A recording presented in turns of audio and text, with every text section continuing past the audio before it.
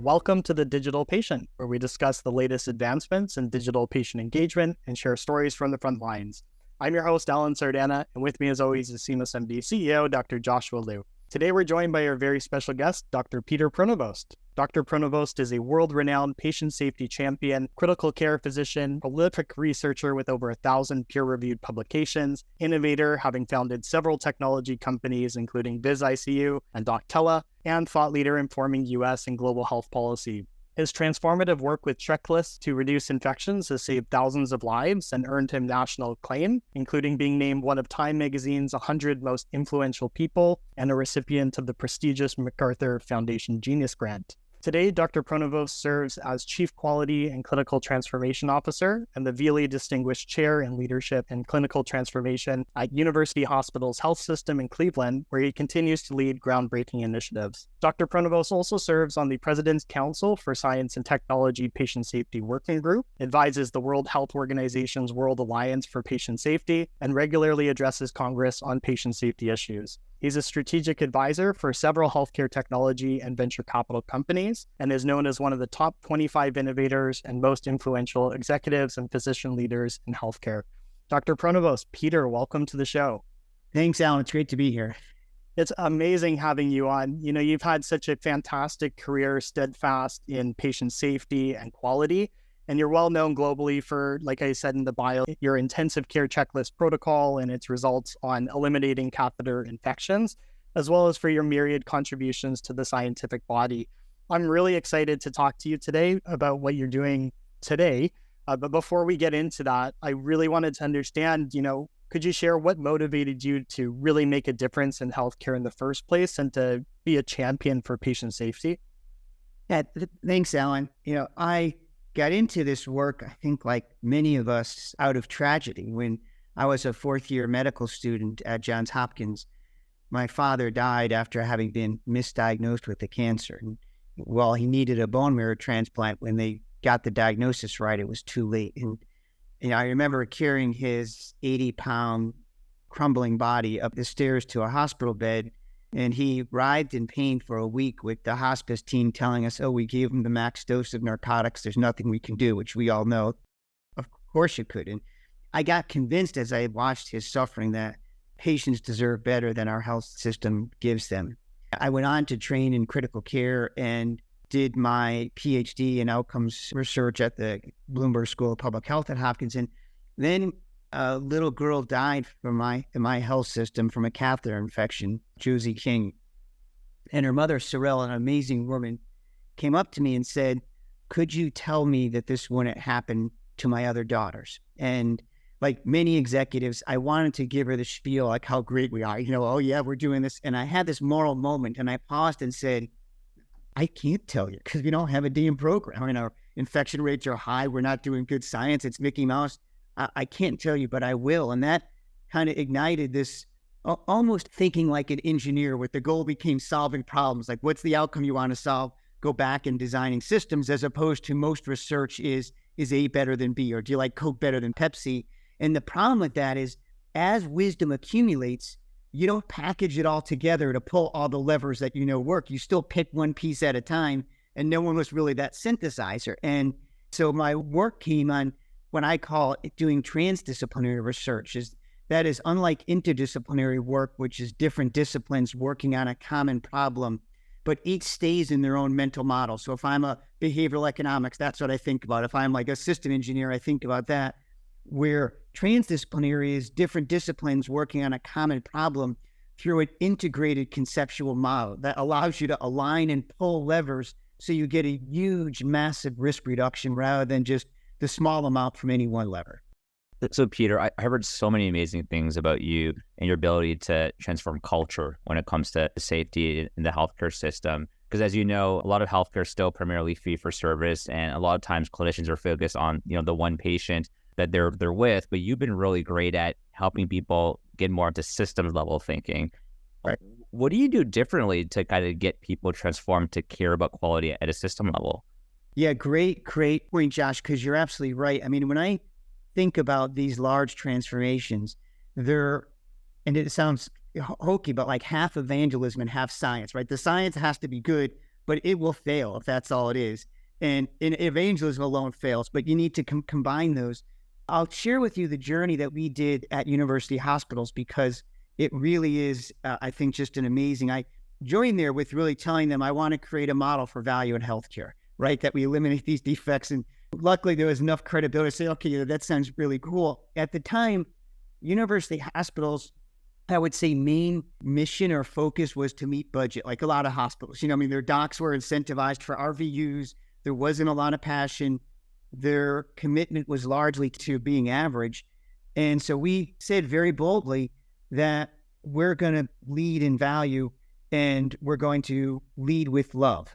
And let me tell you what I mean by that is love is this energy that uplifts and connects us all, right? And we're all joined together. And what that says is that it drives us to be humble, curious, and compassionate. So we'll look for ideas wherever they come. You don't need an MD after your name to have a good idea.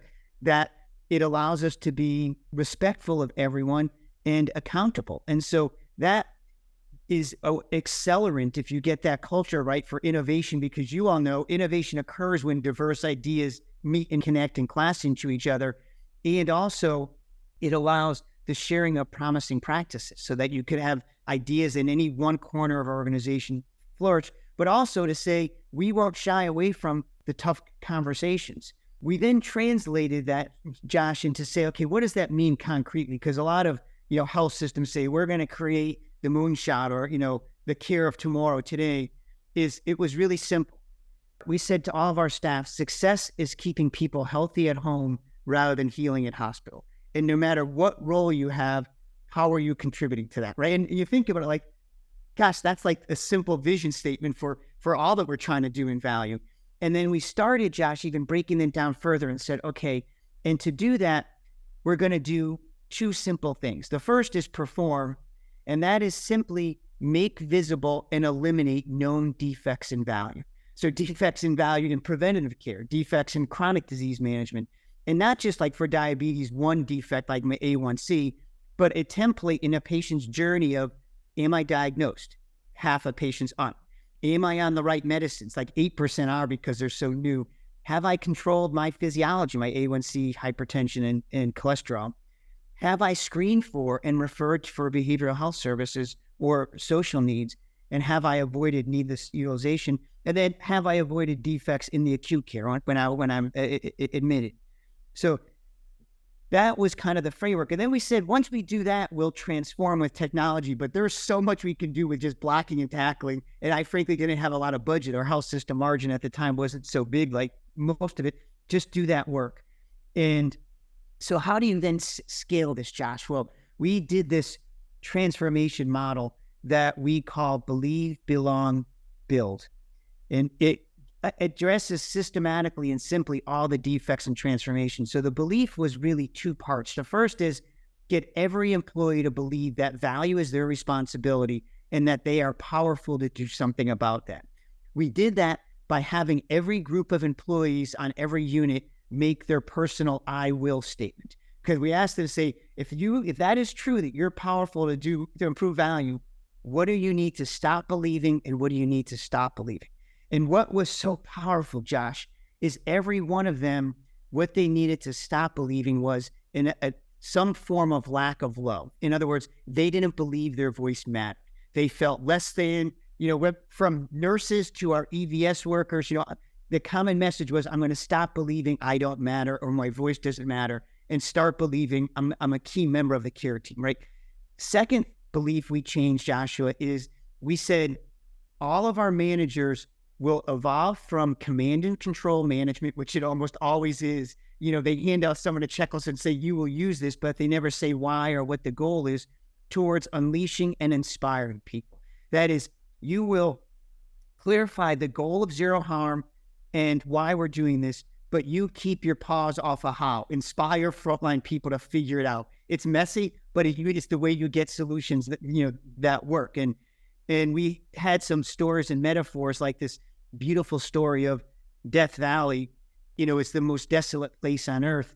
Nothing grows. But then in 2004, it had a fluke rainstorm. And a month later, it was this carpet of beautiful multicolored wildflowers. And you say, well, how did that happen? the seeds were always there. They just needed watering. Our leaders need to water those brilliant and beautiful seeds that are in all of our employees. Second part, Josh, is belonging. Those connections that I mentioned where innovation flourished don't happen by chance. You literally need to build a structure and a culture that supports them. And we use the metaphor of a fractal structure, fern, snow, flowers, alveoli, capillary. Fractals operate by simple rule. They're an identical shape but varying size structure. And our simple rule is for any project, every higher level of the organization needs to create a table where every lower level has a seat, because that allows them to co-create goals. It allows horizontal sharing of information and vertical sharing for accountability, right? So we literally map out the whole system and just have the scaffolding for the free flow of ideas. And then the third part, Josh, is building good management system. There's some elegant work by a lot of economists, one particularly Nick Bloom that at Stanford shows good management really matters, and good management is almost entirely absent in healthcare. And I'm sure all of you have seen that in your experience. And so we developed what we call this fractal management system, taking on that concept that's simple. I mean, it's not rocket science, Josh, but it's a checklist to saying, does your project have clear goals and roles? And we use the OKR format, goals formatted, and what's your outcome and what are the key results that you have? Do you have an enabling infrastructure? Meaning, do you give people feedback on their key results? Do you make it easy to do those key results, whether tools, technology, or training? And do you have a communication system so people are all aware of sharing ideas and best practices? Third, do you have a peer learning community like I talked about the fractal? And then fourth is, do you report transparently and have a shared accountability system? Not accountability, which we're mostly is, as a leader, I wash my hands of any personal responsibility and say, Josh, why are you doing this? As if we're on different teams. But shared accountability was this decree to say any leader will only hold a lower level leader accountable if they first hold themselves accountable to set that team up to thrive and be successful, right? So they have to make sure that they know the goals, they have the resources, and the results just we could just go to them have just been breathtaking. I mean, it's what led university hospitals to win the American Hospital Association Quest for Quality Award. But importantly, Josh, and it sounds so simple, like so many ideas, it's the only model that we've seen that now allows us to have a strategy that wins in fee for service, which we're still mostly paid, wins in value, and improves access in our community to meet community or population health needs. Because what this keeping people healthy at home, Josh, what we did was on the hospital side, rigorously reduced length of stay for surgical patients. We could talk about that later with some ERAS for medical patients, but then importantly, kept the 50% of medical patients who are better cared for in the community by a lot of different access points of sending them to specialist care or follow-up from the emergency department, or creating same-day specialist from primary care, or doing hospital at home, or setting up a virtual clinic from the ED so they get a teledoc. And if you have a 20-bed unit, Josh, and a length of stay of 5 days, all you need is to care for 4 patients a day to convert that bed to a surgical unit, or to close it if you're having labor costs with with high nurses. So we flipped about probably 8 units in our health system to surgical units through this approach.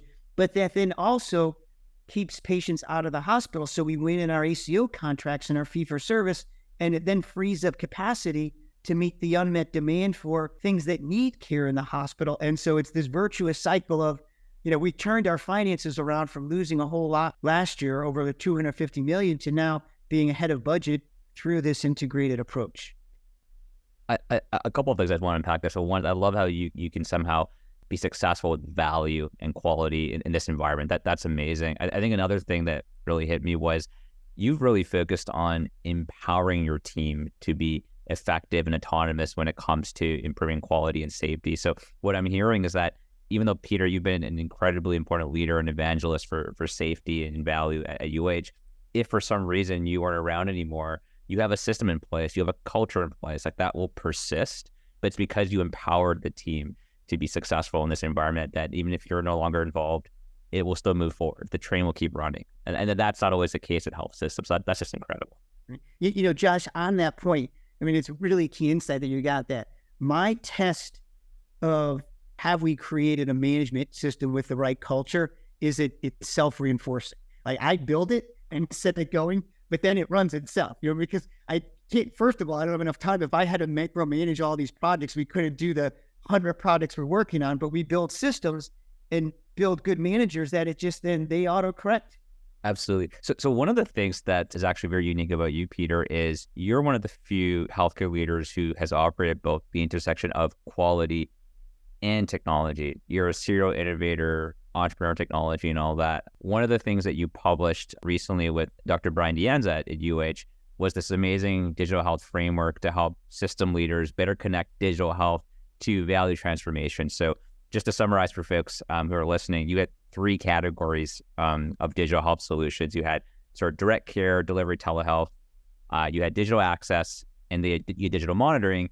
And in your paper, you showed how you could connect those 3 buckets to your defects and value framework of getting better, getting well, and staying well. Could you maybe share a bit more about like the importance of this framework and how health system leaders can use this to better connect digital health to value? Yeah, Josh, and I'll go back to kind of thinking like an engineer, which means you start with the problem or the outcome and work backwards.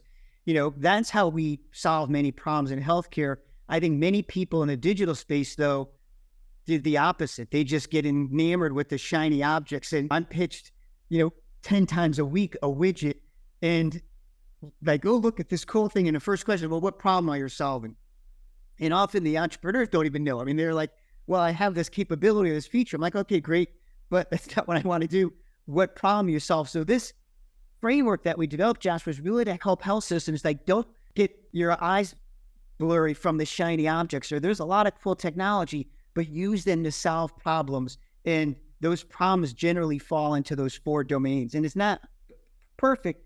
The other piece, Josh, that we put those 4 domains out, and it was more implicit than explicit. Right now, there's thousands of new apps or technologies that health systems are putting in, but I believe that's not sustainable. We will likely have 2 to 4 platforms that all of healthcare will be on, right? There'll probably be a monitoring platform. Like those 3 things will likely be, there'll be an access platform that does all that you need. And, whether it's direct care or a logistics platform of coordinating care, that will be the other platform. And to get health systems to start to think, yes, I need a platform to solve a problem, but I also then think what other problems you could solve. And Josh, let me give you the framework I'm working on now, because you would love this. I haven't published it yet. I have to, so your audience gets a sneak peek of it. We, like every health system, are really struggling with labor. I mean, there's a shortage of nurses. The traveler nurses are outrageously expensive.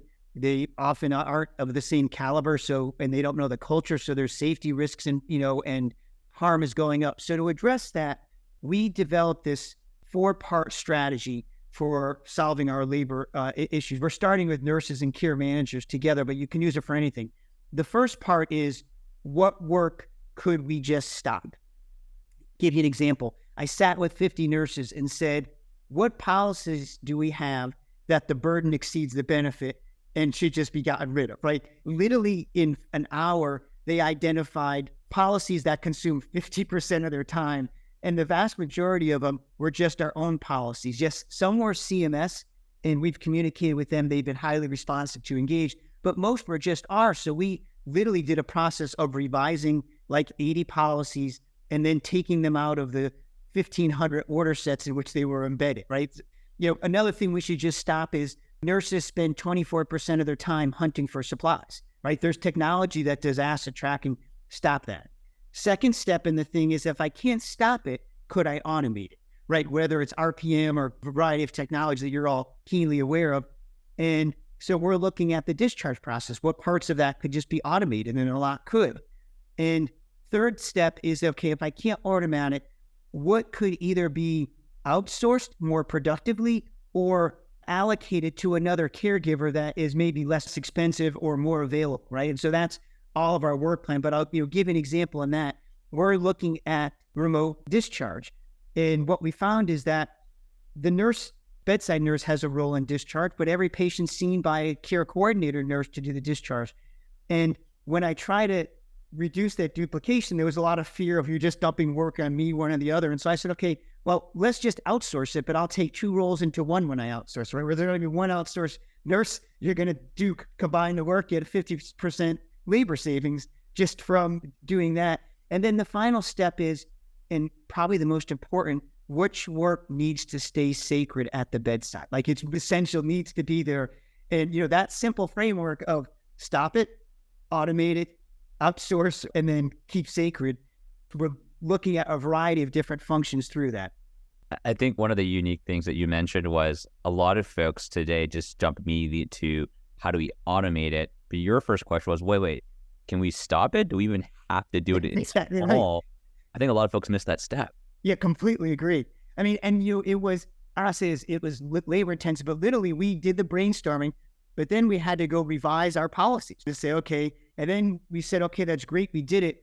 But those policies, and most of them were around frequency of monitoring for nurses or documenting, were embedded in a number of order sets that we had to go and search for and then pull out. But it's an example of almost that transdisciplinary, because if you have a systematic framework for each of the steps in a task, the other piece, Josh, of looking through that is we got out of the mindset of let's focus on role, i.e. nurse, care transition, and task. So I don't care whose name on it, as long as it's within their scope of practice. What is the task we need to do, and how do we either get rid of it or outsource it? And it just, there's so much energy of our teams doing this. I love that, Peter. It actually goes in line with, you touched on it earlier, but these prevailing beliefs and some of these beliefs that need to be challenged. And that was in your book, Safe Patient Smart Hospitals. That was one of the very first components of your framework, was what prevailing beliefs do we have today that need to be challenged first before we can stop a certain initiative or go ahead with whatever innovation it is. I was curious, kind of applying that same framework to today's clinical transformation and digital efforts. What are maybe one or two prevailing beliefs that you see today that you think need to be challenged? Yeah, great. And Alan and Josh, just, one kind of interesting concept. You mentioned the checklist work. After we got this, crazy success across the country in several countries, I had this hunch to say checklists are good, but they're not Harry Potter's wand. I mean, there's something deeper went on. And so we partnered with some anthropologists and sociologists, and one, a friend and very prominent one, Mary Dixon Woods in the UK. And we interviewed clinicians and asked what was different with this. And we published it in the Millbank Quarterly, a paper called Explaining Michigan. And when we talked to them, you could immediately see in their eyes what they believed in their heart. What they all said is we changed our belief, that we started this thinking these infections are inevitable, and I'm just a fill in the blank. I'm a resident, I'm a fellow, I'm a nurse, even I'm attending. And when they fit it. And that's why it's part of this evangelism. When that belief switched, it went from, no, these are preventable and I could do something about it. And at that point, the checklist almost becomes immaterial. They'll figure it out. But if you don't change that belief, you don't get there. So I think there's a lot of beliefs around the digital piece that we have to really rethink. The first is it's about the technology rather than the problem, right? Second belief is that technology alone without really rigorous usability is going to work, right? I mean, these things fail for usability. Third belief is pilots are enough. Like health systems are riddled with pilots that work that never go anywhere, right? And because it's too often owned by the ventures or the innovators rather than operators. And we have a model that combines the two. So the innovators have a role in problem definition, diligencing, and running the pilot, but the operators commit that these are big problems that we're willing to solve right from the very beginning. And then once the pilot, we do an ROI analysis, and then the operators already have the commitment to scale it. And then I'd also think that so many innovators don't believe in their own self-efficacy, because many of the innovation are younger physicians or nurses, and they don't see themselves in a role, but yet they're the most wise about how technology can solve problems. And I think we have to get more leaders to change the belief that almost buying into reverse innovation and reverse mentoring, that have someone who's young and more tech facile to work with you to say, okay, how do I think about solving this problem and what technologies could do? But, younger, especially people see themselves as leaders in their organizations, not formal leaders. Alan, so many people think that title is what makes the difference. And I tell people all the time, a title allows you to do two things. It allows you to call a meeting and pick up the check after dinner. Nobody follows you for a title. They follow you because they believe in the vision or they trust in the purpose, right? And you don't need that fancy title after you to do that. You just need hope. I really love that feedback here. I mean, I think that's really empowering for folks who, I think your point is that, yes, obviously having a title gives you maybe some extra influence, some extra, street cred in the organization, but you can still make progress as long as we're motivated and willing to put in the hard work. You adapted your checklist framework to the healthcare tech startup world with Doctella, a digital health company you co-founded that, for folks who aren't familiar, used patient-centered checklists, education, and data tracking to engage patients outside the four walls of the hospital. And eventually you exited to Massimo. More and more physicians, as you've noted, are taking the leap to get into launching health tech startups. What's your biggest piece of advice to physicians who are looking to make the leap to launching a startup? Yeah.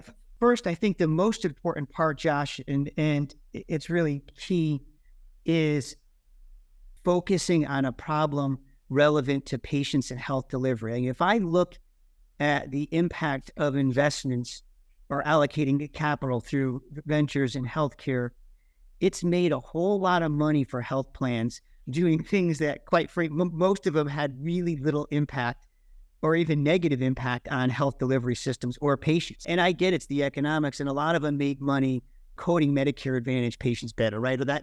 Or carving out niche patients. But 50% of health systems have negative margins, and I don't think integrated health systems are going to go away. They serve vital roles in most communities in this country. When we get hit by a car, you have your appendix out or whatever those things are. So I think there's a need to rebalance the problems that we solve such that the benefits accrue directly to patients and to our health systems is the number one. Second is, I would say, make sure that you're clear about what problem are you solving. And because in many cases, Josh, with all due respect, the technology is almost a commodity nowadays, right? You know what I mean? Especially with ChatGPT or other AI things, and even like the data integration. In the past, that was a secret sauce because you had a handful of programmers who know how to do the magic. Now, it's really easy to move and connect data, and I'm not trivializing it. It's got to be done right.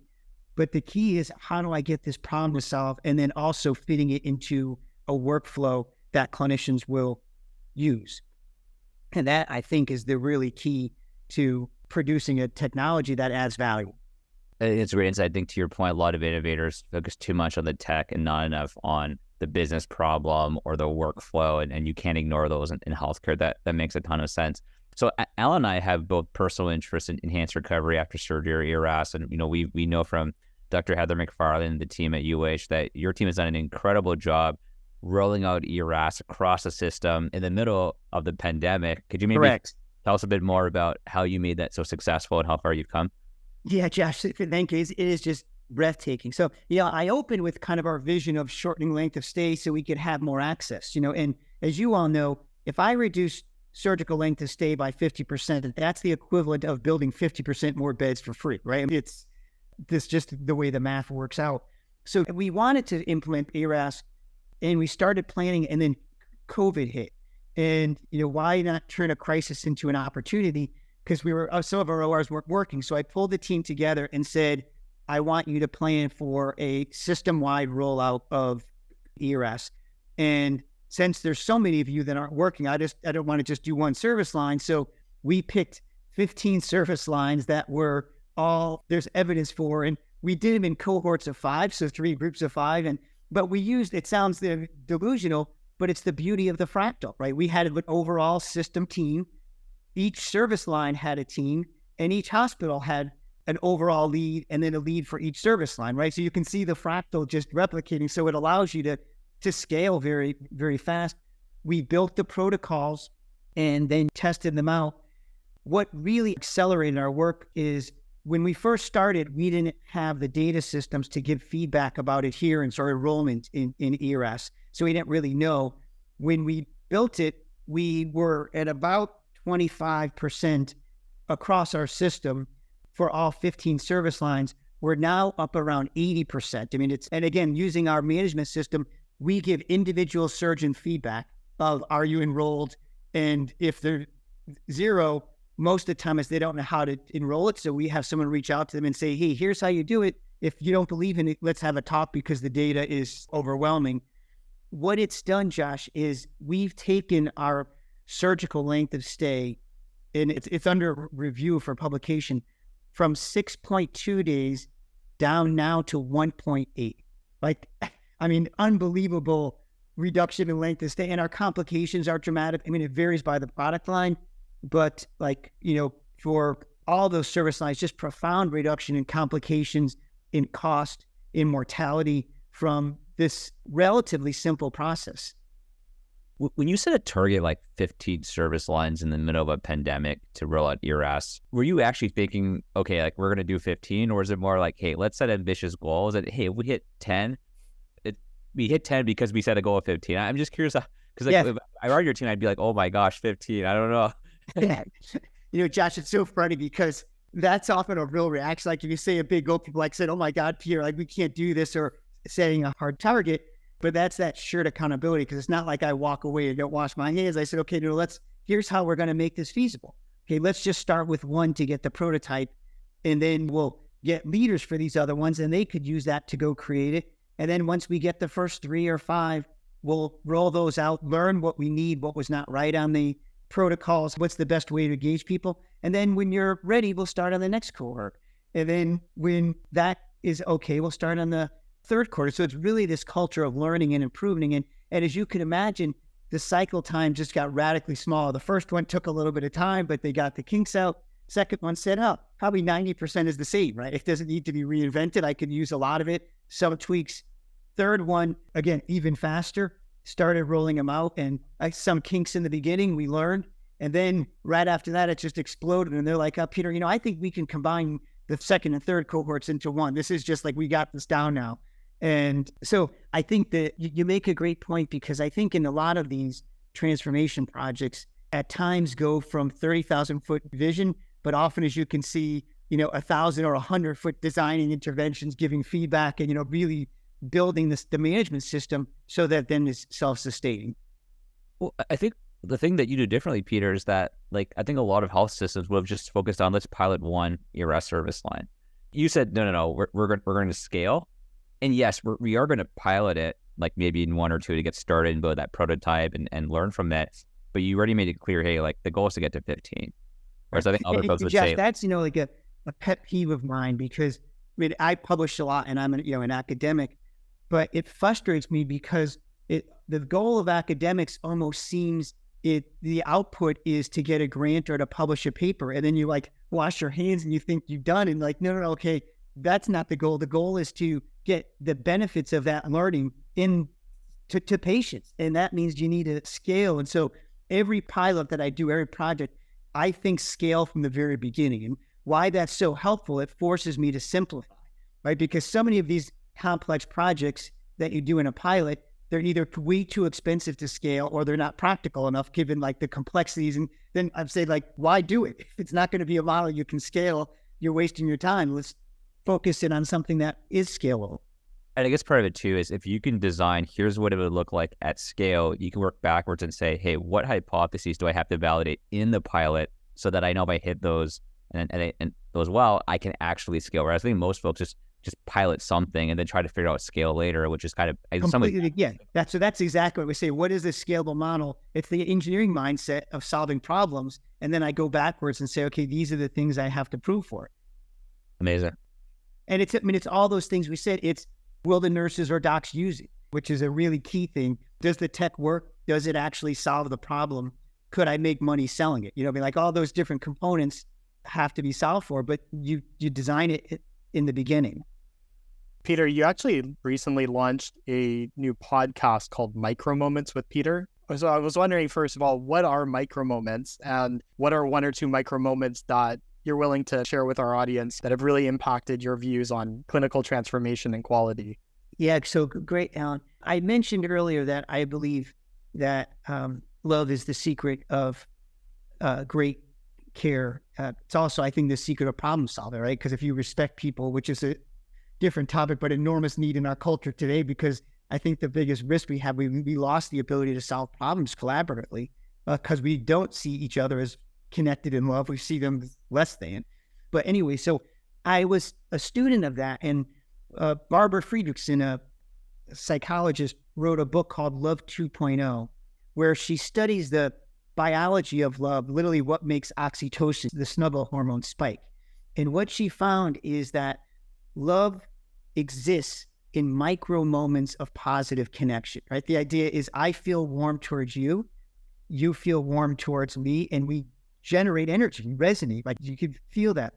And so talking about this daunting thing of love, the way we simplify is just, it's lived in micro moments. Go create a micro moment. So that is looking at a homeless person and smiling at them respectfully.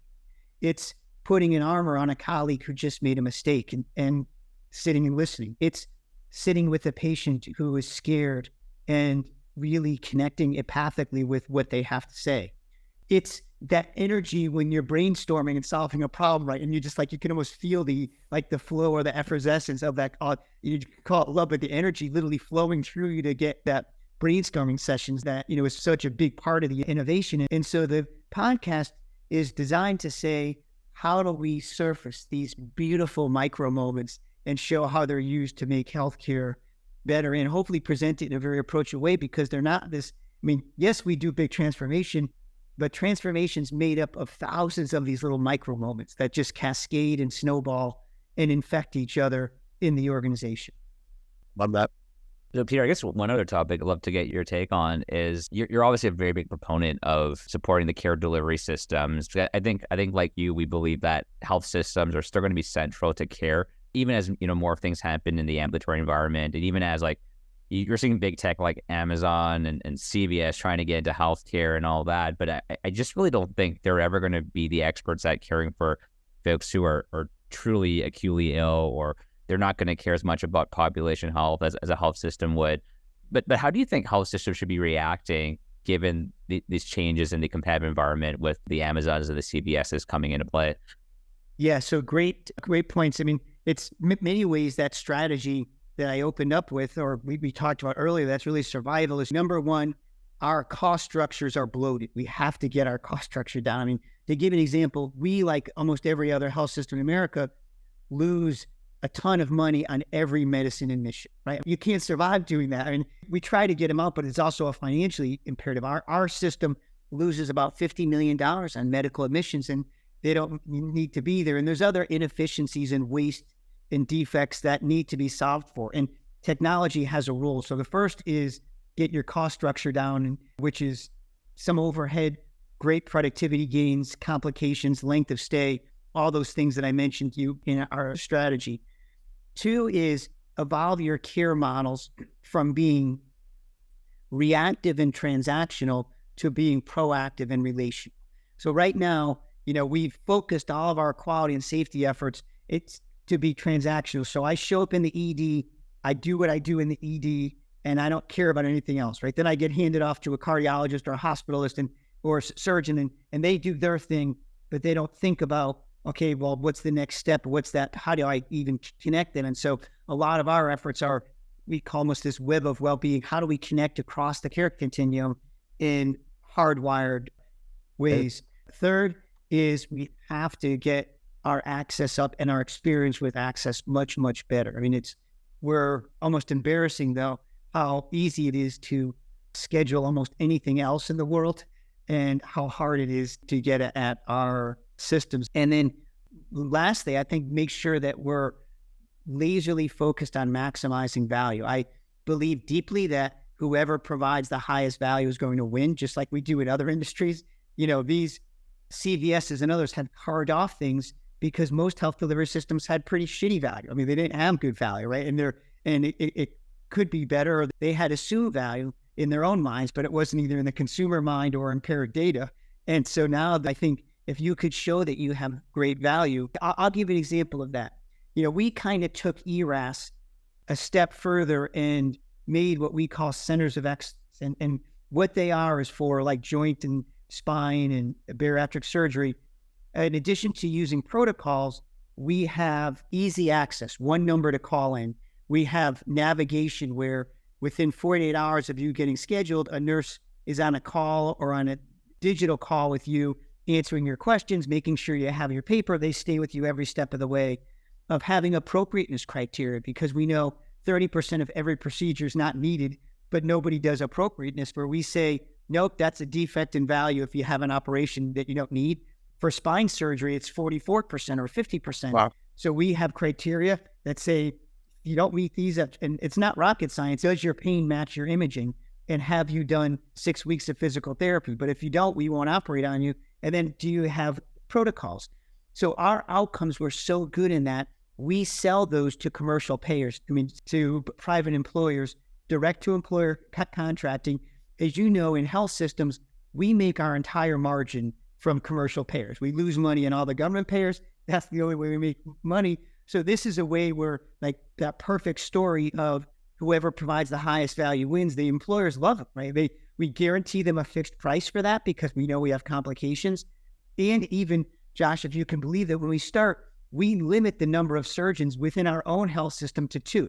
That's how we start. We say, you get the protocols down, and if the others have the same outcomes and they agree to use these protocols, you can join into the centers of excellence. But if you don't, and we transparently show for all of our procedures, our centers of excellence surgeons, even compared to our non-centers of excellence at UH, have lower length of stay, lower readmissions, better outcomes, and far better than the national benchmarks. And I guess part of it too is surgeons especially are competitive and data focused. So, don't give them opinions, give them data. And That's exactly right. Peter, just being mindful of your time, we're going to flip over to the Fast 5 lightning round. It's just 5 quick questions to get to know you a little bit better for our audience. Sure.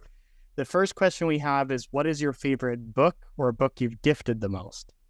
There's a number of them because I love books. I would probably say Multipliers or Everybody Matters. There's 2. They're basically the philosophy of empower people, believe in people. Although, like, at a different level, I love the OKRs. And I love a lot of the writings of Thich Nhat Hanh, the Buddhist monk who writes a lot about love and some Buddhist philosophies of how to bring love into the world. Love it. Question 2 that we have, who is a person, either dead or alive, who you'd love to meet? So many. I would have loved to meet the Buddha. I would have loved to have met Abraham Lincoln.